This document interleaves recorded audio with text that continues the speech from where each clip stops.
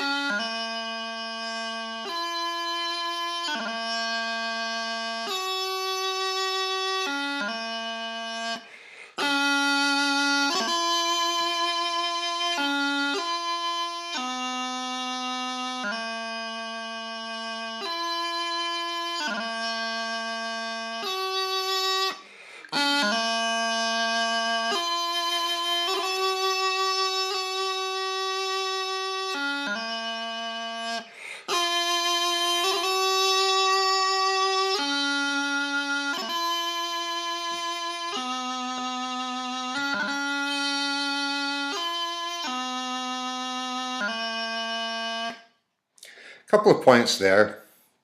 One is making the appropriate lengths of notes between the passing notes going on to the simple E cadences. I've mentioned this before in a couple of the other recordings.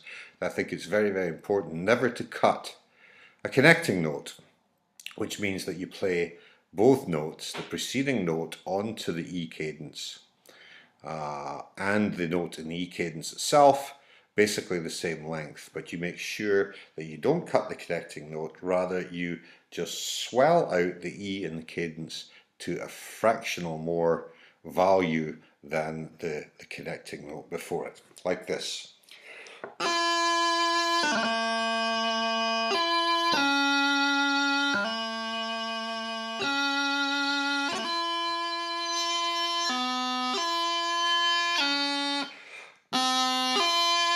Never like this.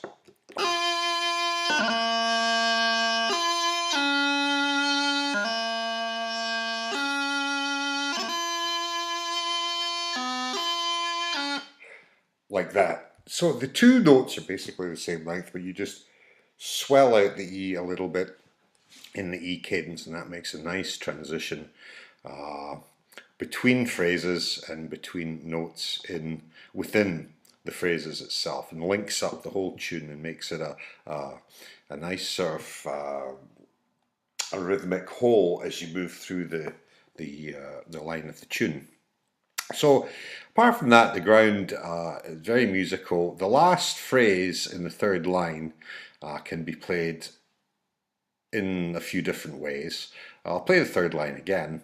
The way I like to do it is to hold out some of the notes in that last phrase.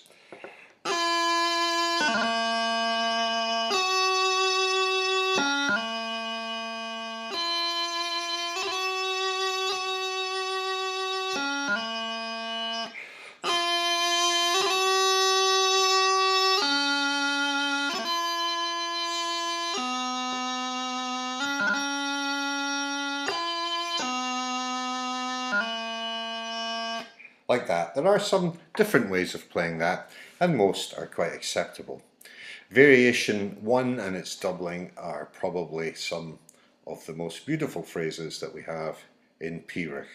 This tune as a top class recruitment composition, I believe would be definitely in the top echelon of tunes and probably in the top 5 Pyrrhics that have ever been composed. So variation 1.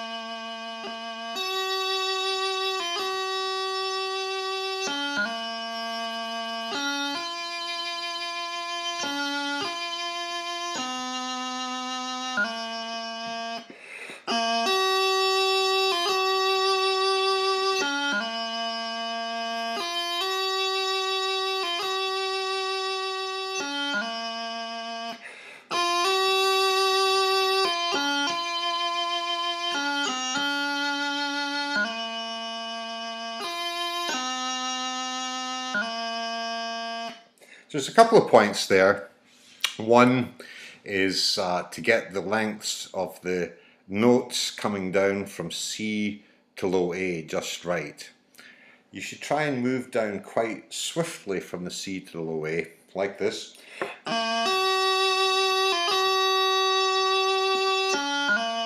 Without cutting the C. So don't play this. You often hear that. And don't be afraid with the two Fs and the short E in between them to make the E quite short too.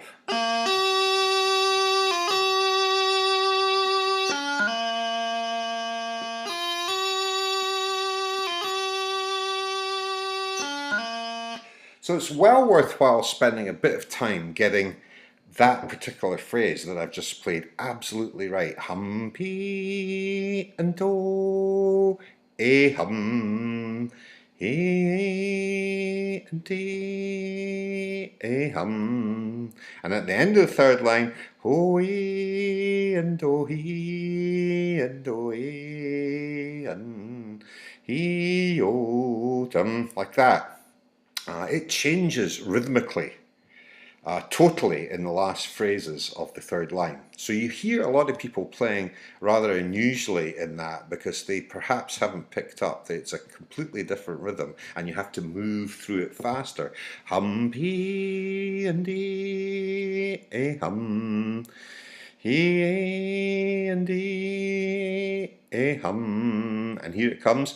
Oh, ee, and oh, he, and oh, he, and tee, ho, like that. There are other settings of the tune. One principally, which can be attributed to the famous Prime Major John MacDonald of Inverness, and only differs slightly in the actual structure of the notes. Something like this: oh he and dee, a hum, oh he and dee, a hum, oh he and oh he and oh he and he, oh hum, something like that. But in reality, these differences are slight, and personal preference is what very much comes into play when you're making those types of decisions. Now, the next variation is possibly the most beautiful variation in Peterborough, and it goes something like this.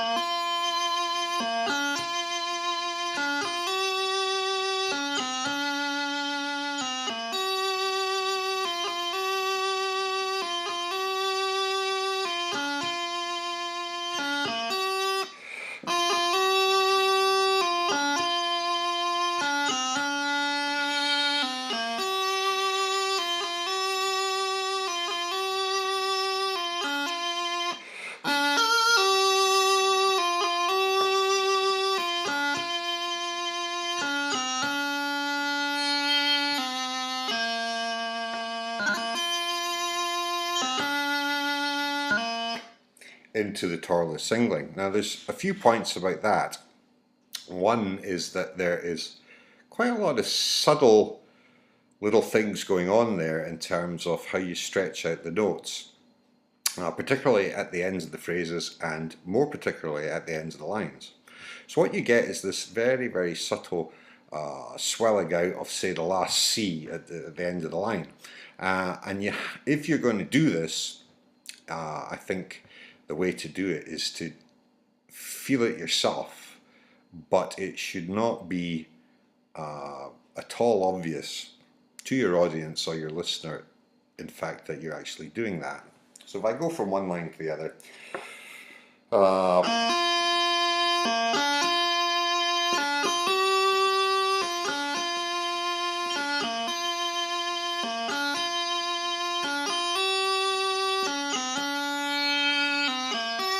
that humpy and oh he, just a tiny, tiny little bit. You have to be very careful when you're doing that not to overdo it, so in actual fact it becomes a focal point rather than just a little subtlety that adds to your whole tune becoming one that has a lot of musical highlights.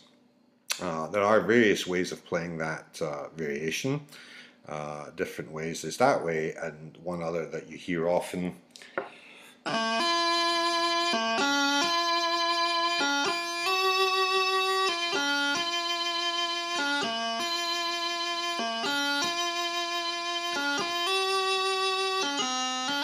Something like that. And I must say, although it is a common way of hearing the tune, the tune played, that I personally do not care for that way of playing it. And although I wouldn't necessarily be overcritical of anybody doing that, I just don't think it makes a lot of musical sense. On we go to the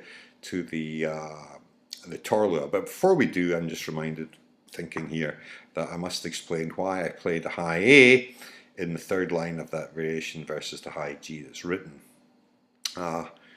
Quite simply, it's perfectly acceptable to play a high A there, and in fact I believe it's much more proper to play a high A there, because in fact a high G just does not fit into the musical scale which is being played. All of that variation is played centered around the four notes. Now in Pyrrhic we either play our tunes in that mode or we play on a pentatonic scale of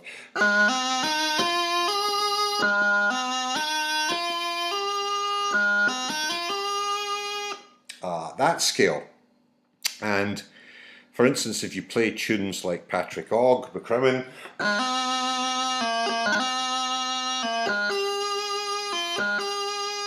it's all sounded Mary MacLeod is all on low A, C, E and high A. And so the high G in there, far from being a beautiful note, is a bit of a kick when you hear it, in my opinion. And the high A is a much nicer note to play there. So that's why it's in there, the high A. And it appears in the Torlua and the Krunlua variations as well. Torlua, something like this.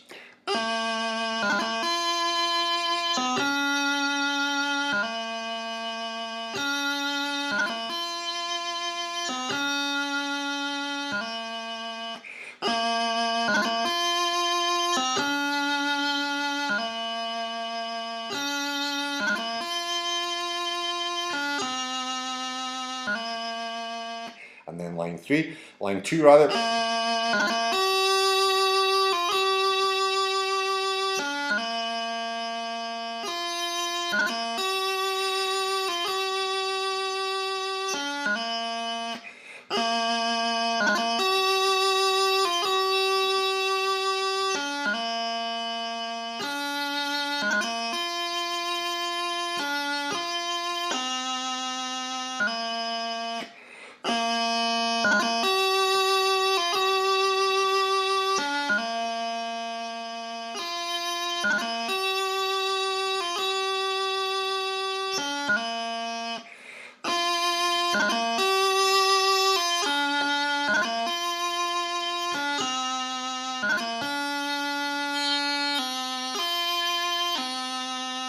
And that incorporates all of the things that we mentioned in variation 1 about the connecting notes vis-a-vis the length of the preceding connecting note and the E and the cadences, and also the cutting down hum brum pee and do a hum with the E short little F, hum brum pee and D a hum there.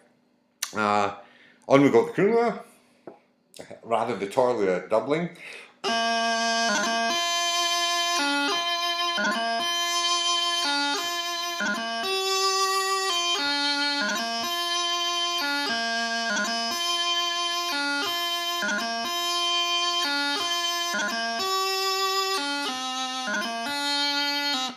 And I'll go on to lines 2 and 3, even though you repeat, of course, line 1.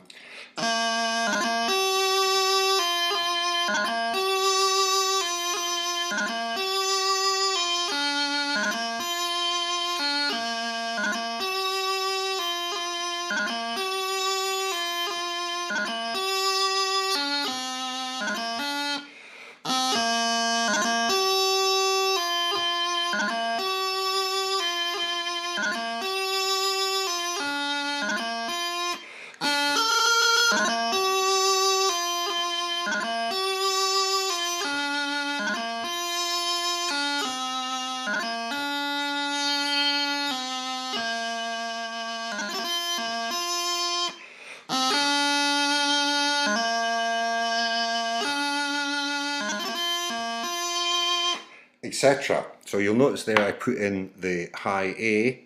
Of course, as I explained earlier, I was a bit disappointed. There was a little bit of water in my practice standard reed, which did not make the high A sound the best, but it certainly sounds very nice, a nice clear high A on the bagpipe. And so you follow on that mode with the Krunlua singling, Krunlua doubling. And that is Lament for Mary MacLeod. I will play parts of both. Say line 2 of Krunlua singling.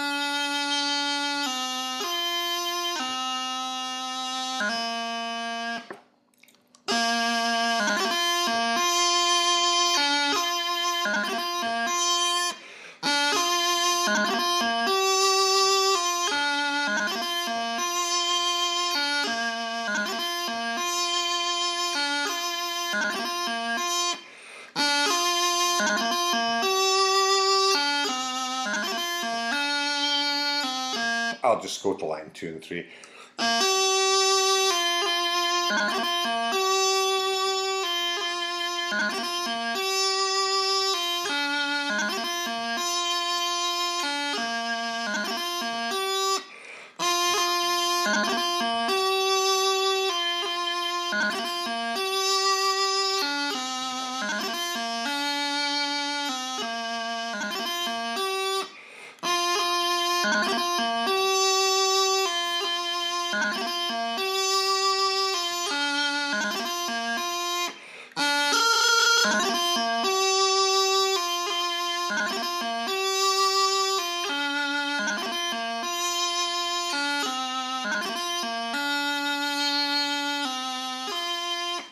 And then you're at the finish of the tune. Lovely tune, perhaps a little bit more difficult to interpret and play, as perhaps is commonly viewed, but well worth playing with a lot of study and a lot of subtlety. A marvellous tune, which I hope, again, once more you enjoy and you'll put in your repertoire. Many thanks for listening, and I hope you come back and listen to some of the tunes that I have planned next in this series. Bye for now.